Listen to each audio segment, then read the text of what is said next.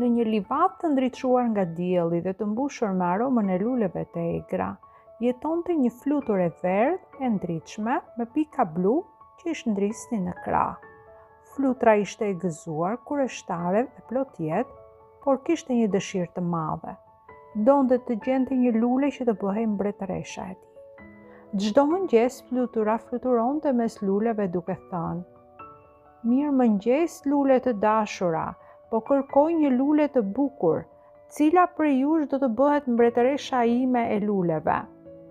Tulipania krenare, e gjatë dhe e kuqe, ngriti kokën dhe tha: "Unë, sigurisht, shiko petalet e mia, janë të mrekullueshme."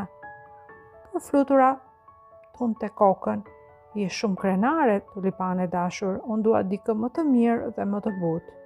Pastaj vizitoi manushaqen që fshihej me ndrojtje në ngjethet e gjelbra.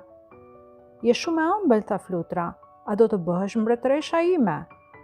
"Jo," qeshi me turp manushaqja, "jam shumë e vogël dhe e thjesht për dikë që fluturon gjithë ditën nëpër qiell." Më pas, flutura shkoi te Margarita, që buzëqeshte me petalet e saj të bardha dhe zemrën e artë.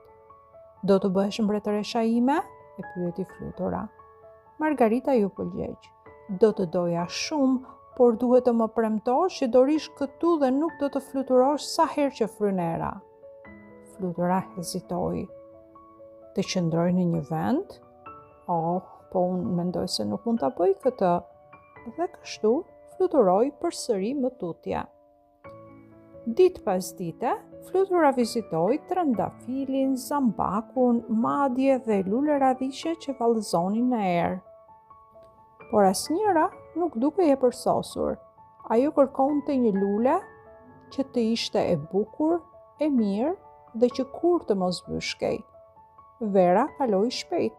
Ditët u bën më të shkurtra dhe një mëngjes flutura vuri re se shumë nga lulet e dashura ishin zhdukur.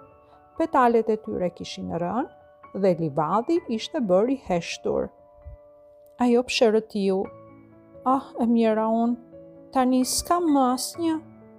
Flutura fluturoi drejt një qoshe të qetë të kopshtit kur vari një bishtaj tharë në një hardhi. "Mirëmëngjes," tha flutura, "dukesh e qetë dhe e mirë, a do të bëhesh mbretëresha ime?" Bishtaja qeshi lehtë: "Ke ardhur pak vonë, fluture dashur. Lulet e mia janë tharë prej kohësh dhe bizelet janë rritur tashmë." Flutura uli krahët me trishtim. "Atëherë, kam pritur shumë gjatë." Një erë e freskët fryu përmes livadit duke përgëdhelur gjethet. Flutura gjeti një shkure të butë pa lule dhe ul aty duke u ndyer për herë të parë e lodhur. Teksa mbylli krahët, mendoi për të gjitha lulet që kishte takuar dhe përshpëriti. Ndoshta, të duash nuk është të gjesh të përsosurin, por të zgjedhësh dikë përpara se të jetë tepër vonë.